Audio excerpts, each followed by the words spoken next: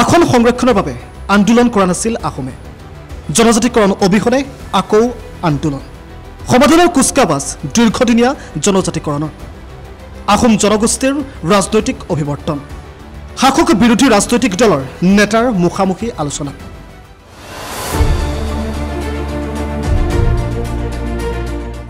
medical ইঞ্জিনিয়াৰিঙৰ কেইখনমান আসন সংৰক্ষণৰ বাবে বা চাকৰিৰ বাবে আসন সংৰক্ষণ নাছিল ছয় জনগোষ্ঠীৰ জনজাতিকৰণৰ আন্দোলনৰ লক্ষ্য ৰাজনৈতিক অধিকাৰ সুৰক্ষিত নহলে এটা জাতি যে সুৰক্ষিত নহয় এই কথা চৰকাৰ তথা মুখ্যমন্ত্ৰীয়ে ভালদৰে বুজে কিন্তু জানিও বাৰে বাৰে প্ৰতাৰণা কৰি আহিছে ছয় জনগোষ্ঠীক ইয়াৰ বিপৰীতে কেৱল মাত্ৰ কেইখনমান আসন সংৰক্ষণতে সীমাবদ্ধ ৰাখিছে যেন চৰকাৰে সকলো প্ৰায় 50 লক্ষাধিকৰো অধিক জনসংখ্যা থকা আহোম জনগোষ্ঠী অসমৰ ভূমিপুত্ৰ আৰু হাতৰাজ মাৰি একৰাজ কৰা আহোমে 600 বছৰ ৰাজত্ব কৰিছিল অসমক এয়া পৃথিৱী জুৰি এক বিৰল ইতিহাস কিন্তু সেই আহোম আজি জনজাতিকৰণৰ দাবীৰে ৰাজপথলৈ আহিছে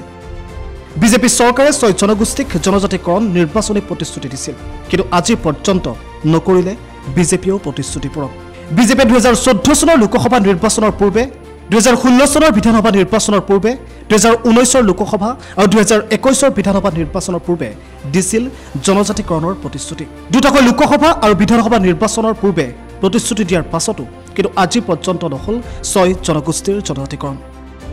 বা এই ক্ষেত্ৰত গ্ৰহণ নকৰিলে কোনো বিশেষ পদক্ষেপ লক্ষণীয়ভাৱে প্ৰতিটো নিৰ্বাচনৰ পূৰ্বে কেৱল মাত্ৰ ছয় জনগোষ্ঠীৰ সংগঠনৰ নেতাক দিল্লীলৈ মাতি নিয়া হয় আৰু তাৰ পাছত আলোচনা কৰা হয় গৃহমন্ত্ৰীৰ সৈতে আলোচনাৰ সিদ্ধান্ত এই যে নিৰ্বাচনৰ পাছত ছয় জনগোষ্ঠীৰ জনজাতিকৰণৰ বিষয়টো পুনৰ আলোচনা কৰা হ'ব কিন্তু আজি পৰ্যন্ত ৰাজ্য চৰকাৰে এই ক্ষেত্ৰত কি পদক্ষেপ ললে বা কিমান দূৰ আগবাঢ়িছে দিল্লীত এই বিষয়টো কি পৰ্যায়ত আছে সেয়া ৰাজহুৱা কৰা নাই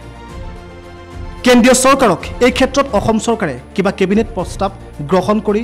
দাখিল কৰিছে নেকি বা কিবা প্ৰস্তাৱ দিছিল নেকি কেন্দ্ৰীয় চৰকাৰক ইয়াৰ উত্তৰ কিন্তু এটাই এতিয়ালৈ কোনো ধৰণৰ বিশেষ পদক্ষেপ গ্ৰহণ কৰা নাই এই ক্ষেত্ৰত ৰাজ্য চৰকাৰে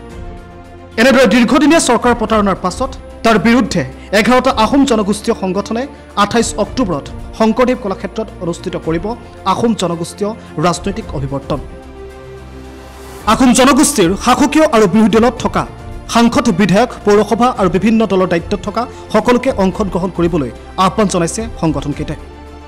আহোম জনগোষ্ঠীক জনজাতিকৰণৰ মৰ্যাদাৰ দাবীত ৰাজনৈতিক অভিৱৰ্তনৰ আহ্বান কৰিছে এতিয়া আহোমে শাসক আৰু বিৰোধী ৰাজনৈতিক দলৰ নেতাসকলৰ লগত মুখামুখি আলোচনাৰে দীৰ্ঘদিনীয়া জনজাতিকৰণৰ বিষয়টো সমাধানৰ কুচকাবাজ কৰিছে এতিয়া আহোম জনগোষ্ঠীয় সংগঠনে